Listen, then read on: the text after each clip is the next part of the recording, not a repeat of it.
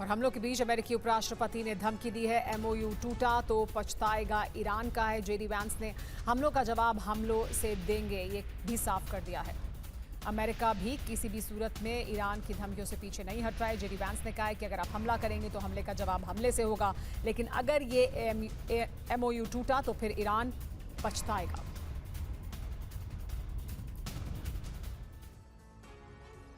Iran के हमलों पर ट्रंप ने भी धमकी दी है, शिप को टारगेट नहीं करता ईरान, ये कहा ट्रंप ने। आप देखते जाइए आगे क्या होगा। अगर सीज फायर टूटने के सवाल पर ट्रंप ने ये कहा है। आपको बता दें कि अमेरिका ने यह तय किया है कि ईरान को नहीं छोड़ेगा। ट्रंप की धमकी क्या है, आगे देखिए होता क्या है, कहा ट्रंप ने। इसके मायने यह है कि बड़े हमले की तैयारी में है अमेरिका। ईरान पर दबाव की रणनीति भी है ये अमेरिका की। ट्रंप की धमकी यह है कि शिप को अगर टारगेट नहीं करते तो फिर ये नहीं होता। इसके मायने क्या है कि ईरान के हमले से खफा हैं ट्रंप। ईरानी जहाजों पर अटैक की आशंका भी अब जाहिर की जा रही है।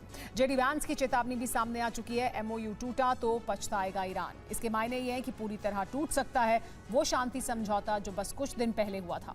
ईरान पर इसकी वजह से बढ़ सकते हैं अमेरिकी हमले भी। पश्चिम एशिया में अमेरिकी विदेश नीति में बड़े बदलाव के संकेत मिल रहे हैं। अमेरिकी संसद के विरोध के बावजूद राष्ट्रपति ट्रंप ने तुर्की को लड़ाकू विमानों के इंजन बेचने की डील को मंजूरी दे दी है। साथ ही अमेरिका खाड़ी के देशों में अपने सैन्य ठिकानों को हटाने की तैयारी कर रहा है। आखिर क्या ट्रंप का नया प्लान है जिसने अरब देशों में कोहराम मचा दिया है? इस एक्सक्लूसिव रिपोर्ट में आप भी जानिए। क्या अरब में नए समीकरण बन रहे हैं? क्या अरब में नया गठबंधन बन रहा है? क्या ट्रंप अरब देशों से दूरी बना रहे हैं? तुर्की को जेट इंजन के लिए रास्ता साफ हो गया है, जबकि कांग्रेस हथियार बिक्री पर तुर्की के खिलाफ है, क्योंकि तुर्की के संबंध रूस से भी हैं।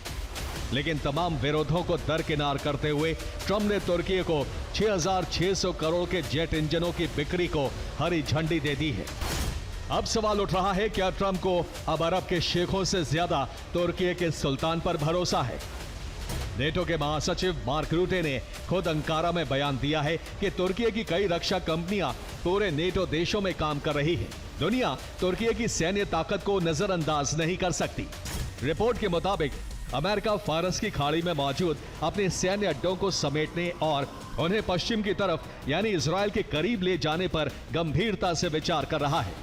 सऊदी अरब और कुवैत से अमेरिकी सैनिकों की तैनाती को कम किया जा रहा है।